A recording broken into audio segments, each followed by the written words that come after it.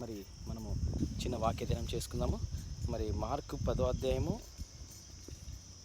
13 నుంచి 16 వచనాలు ధ్యానించుకుందాం. మార్కు 10, 13 నుంచి 16 వచనాలు. ముందుగా చిన్న ప్రార్థన చేసుకుని ప్రారంభించుకుందాం. పరలోకమందున మా తండ్రి, నీ ఘనమైన లెక్కలేని వందనాస్తుతులు స్తోత్రాలను ప్రభు ఈ ఆదివారం రోజున ఈ విధంగా ప్రార్థన చేసుకునే అవకాశం తెచ్చేసి మీకే వందనాలు తండ్రి. యేసయ్య మహోన్నతుడా నాయన తండ్రి, ఏ పాటి వారం తండ్రి ఈ బిడ్డగా నిలబడి నడిపిస్తున్న మీకే వందనాలు తండ్రి. మీరు గొప్ప దేవుడు తండ్రి ప్రభా. నాయన యేసయ్య మీకే వందనాలు తండ్రి ప్రభా. నాయన మిమ్మల్ని తెలిసి తెలుసు క్షమిస్తున్నాం, మీకు వందనాలు. ఈ వారమంతటి తోడు సహాయం తెచ్చి మీకు వందనాలు తండ్రి. కొత్త వారం కొత్త ఆదివారం రోజున ఈ విధంగా నేను చిన్న మందిగా కూడుకుని నేను మీ వాక్యదనం చేసే అవకాశం తెచ్చేసి మీకే వందనాలు తండ్రి. ఏ పాటి వారం తండ్రి ప్రభా ఈ విధంగా నన్ను నడిపిస్తాం, మీకు వందనాలు తెచ్చి చిన్న పరిచయం ముందుకు తీసుకెళ్తున్నాం. మీకే మహిమగంతా చెల్లించుకుంటే చిన్న ప్రార్థన నజరేయుడైన యేసు నామమున నడిపెట్టుకున్నాం తండ్రి, ఆమేన్.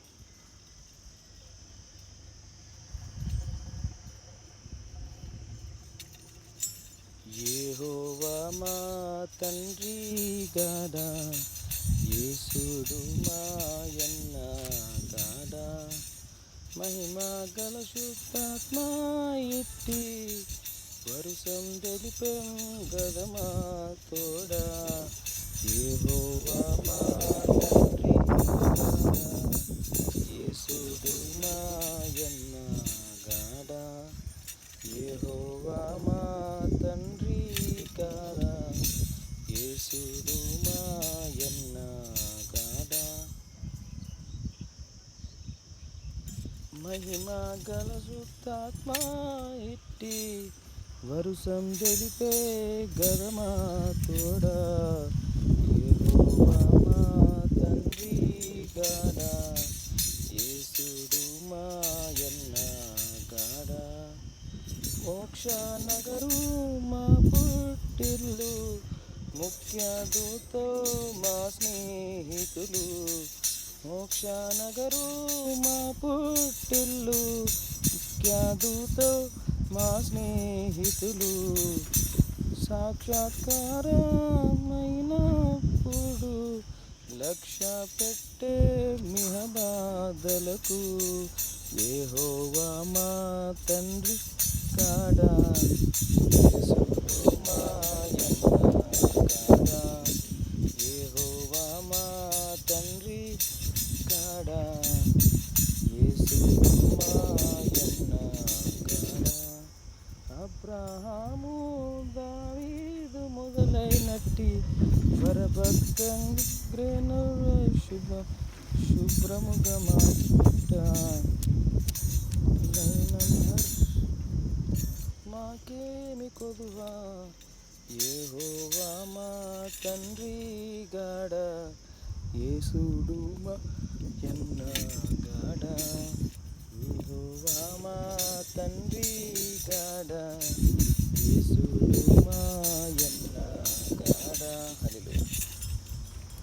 మార్కు 10, 13 నుంచి 16 వచనాలు చూసుకుందామండి. మార్కు 10, 13 నుంచి 16. The little children and Jesus.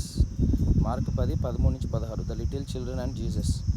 తమ చిన్న బిడ్డలను ముట్టవలెనని కొందరు ఆయన యొద్దకు వారిని తీసుకొని వచ్చిరి. అయితే శిష్యులు వారిని తీసుకొని వచ్చిన వారిని గద్దించిరి. యేసు అది చూచి కోపపడి, చిన్న బిడ్డలను నా యొద్దకు రానియుడి, వారి నాటంకపరచవద్దు. దేవుని రాజ్యము ఇలాంటి వారిదే. చిన్న బిడ్డ వలె దేవుని రాజ్యము అంగీకరింపనివాడు అందులో నెంత మాత్రము ప్రవేశింపడని మీతో నిశ్చయముగా చెప్పుచున్నానెను చెప్పి ఆ బిడ్డలను ఎత్తి కౌగిలించుకొని వారి మీద చేతులుంచి ఆశీర్వదించెను. ఆమేన్. సో ఇప్పుడు ఈ టాపిక్ వచ్చేసి మనం the little children and Jesus, అంటే చిన్నపిల్లలు యేసు ప్రభు. మార్కు 10, 13 నుంచి 16 వచనాలు. 13 నుంచి 13 వచనం ఏముందంటే, తమ చిన్న బిడ్డలను ముట్టవలెనని కొందరు ఆయన యొద్దకు వారిని తీసుకుని వచ్చారు. అంటే కొంతమంది తల్లిదండ్రులు ఏం చేశారంటే యేసుని వద్దకు చిన్న బిడ్డలను తీసుకుని వచ్చారు, ఎందుకంటే ఆయన వారిని ముడతాడని చెప్పి. అయితే శిష్యులు ఏం చేశారంటే వారిని తీసుకుని వచ్చిన వారిని గద్దించిరి. అంటే పక్కన శిష్యులు ఉన్నారు కదా, వాళ్ళందరూ తల్లిదండ్రులను గద్దించారు. గద్దించినప్పుడు యేసు అది చూచి కోపపడి, అప్పుడు ఆ శిష్యుల మీద కోపపడి, చిన్న బిడ్డలను నా యొద్దకు రానియుడి. యేసు అప్పుడు కోపడి, చిన్న బిడ్డలను నా యొద్దకు రానియుడి, వారిని ఆటంకపరచవద్దు. దేవుని రాజ్యం ఇలాంటి వారిదే. ఈ దేవుని రాజ్యము ఇలాంటి వాడిదే. చిన్న బిడ్డ వలె దేవుని రాజ్యమును అంగీకరింపని వాడు అందులో నెంత మాత్రము ప్రవేశింపడని మీతో నిశ్చయముగా చెప్పుచున్నానని చెప్పి, అప్పుడు చిన్న బిడ్డ వలె దేవుని రాజ్యమును అంగీకరింపని వాడు అందులో నెంత మాత్రము ప్రవేశింపడని మీతో నిశ్చయంగా చెప్తున్నాను. అంటే చిన్న బిడ్డలను అంగీకరింపవాడు అందులో ఎంత మాత్రము ప్రవేశింపడని మీతో నిశ్చయంగా చెప్తున్నాను. ఆ బిడ్డలను ఎత్తి కౌగిలించుకొని వారి మీద చేతులుంచి ఆశీర్వదించను.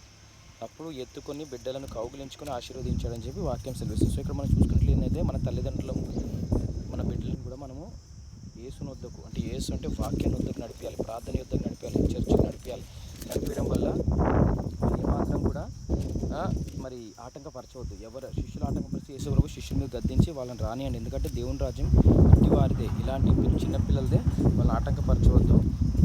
ఇలాంటి చిన్నపిల్లలదే దేవుని రాజ్యము. అందులో ఎంత మాత్రము ప్రవేశింపవద్దని మీతో నిశ్చయంగా చెప్పుచున్నాను. ఆ బిడ్డలను ఎత్తి కౌగిలించుకొని వారి మీద చేతులుంచి ఆశీర్వదించాను. సో అప్పుడు వాళ్ళని ఎత్తుకుని కౌగిలించుకొని ఆశీర్వదించి చేతులుంచి ఆశీర్వదించారంట. సో మనం చూసుకున్నట్లయితే మన పిల్లల్ని కూడా మనం దేవుని యొద్దకు పంపాలి, వాక్యం నేర్పియాలి, ప్రార్థన నేర్పియాలి, పాటలు, స్తుతి, ఆరాధన అని నేర్పియాలి. కానీ మన ఫ్యామిలీలో మొగుడు సరిగ్గా ఉంటే భార్య సరిగ్గా ఉండదు, భార్య సరిగ్గా ఉంటే మొగుడు సరిగ్గా ఉండడు.